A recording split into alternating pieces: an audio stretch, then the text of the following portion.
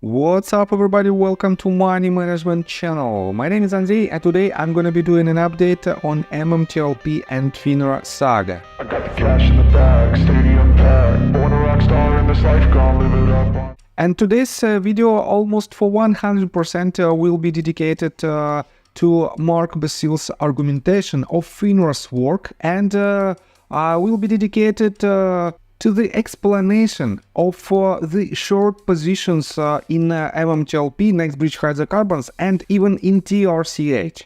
So, and before we dive deep into all of this, please hit the like button, subscribe to my channel, and share this video with your friends and family if you think my videos are valuable for the community. So, and let's start with this timeline.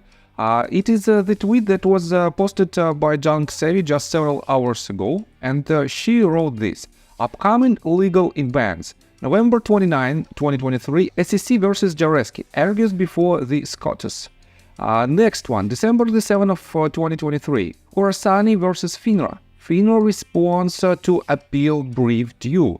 And I think this might be very interesting response because we have to know the current FINRA's position in response to all of the arguments of Khorasani case. And definitely we have a lot of achievements in this case as well, and FINRA has to change their line of defense from total immunity to some others, but we don't know the exact response, so we will wait for this.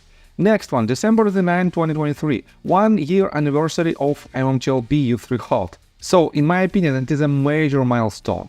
Next one, December 14, 2023, Steamroller versus OTC markets. Arguments to show just cause as to why the names of the market makers and broker-dealers should not be ordered.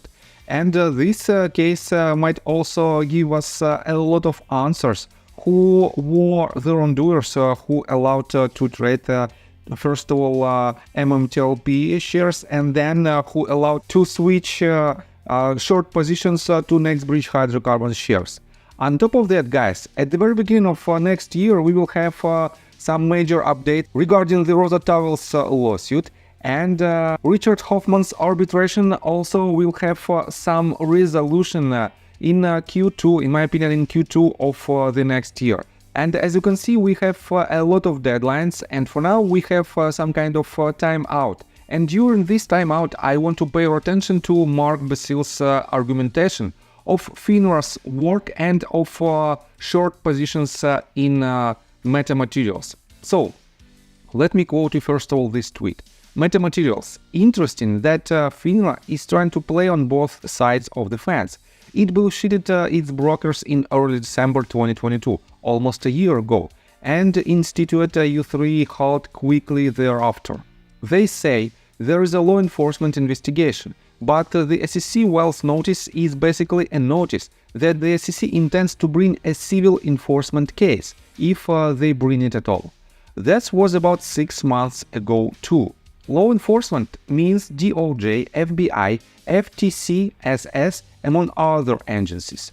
But I am just as confused as the rest of the community. Was the U3 halt instituted because of a criminal investigation a la FOIA and their response to the state court judge in New York?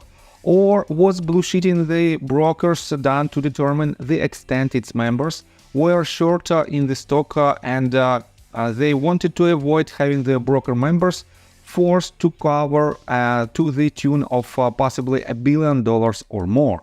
They are fighting so hard to prevent the release of this information, including stolen official congressional requests, that one can only assume they have a lot of things to hide. So, and as you can see, FINRA didn't know what to do with this U3 halt and how they have to resolve this problem. On top of that, let me show you this tweet that was published again by Mark Basil in response to his own tweet that I've just read to you.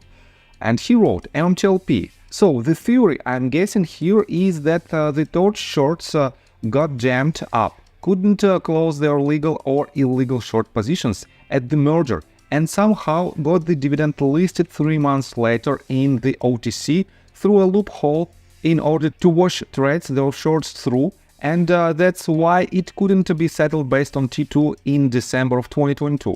Everyone wants to reach back to the merger, then get the dividend traded.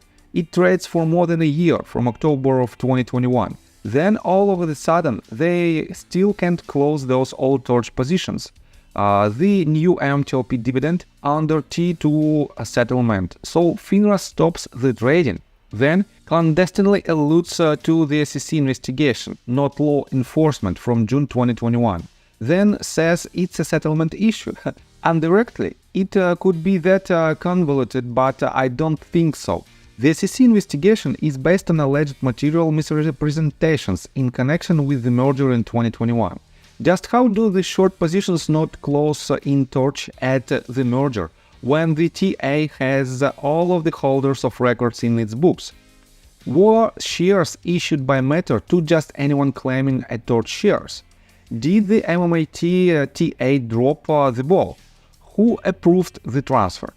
Where is the attorney opinion letter in connection with the exchange or dividend issue, if that's what you want to call it? FINRA indicated recently it was a settlement issue, which is code for how the hell are brokers going to cover potential billions in stock sales. Based on timings, that's what makes the most sense to me. That's why they are doing everything in their power not to release the data, because it will likely expose that. And yes, this is the evidence, and this is the potential reason why they don't want to disclose any so-called sensitive information. Because on the one hand, they're trying to basically do something with this U3 halt and with the FOIA. We know because of the FOIA letters that they were blue sheeting the trading of MMTLP at least in December of 2022. And on top of that, guys, let me show you that they are still trying to hide this information. Because of this, we are on RareDD Twitter account, and he wrote this. Exactly 1 week ago, FINRA implemented their new corporate actions management platform. Why haven't they posted about it? Is it because it brings attention to how badly they failed with the MMTLP corporate actions? And yes, they are posting a lot of information. Let me show you their official Twitter account. They are posting a lot of information, but there are zero mentions about their new platform. And this platform basically shows that they were and they are wrongdoers in our case, at least in our case, because they want to hide this information, and they don't want to disclose it, because it will prove that they were and they are wrongdoers in this case.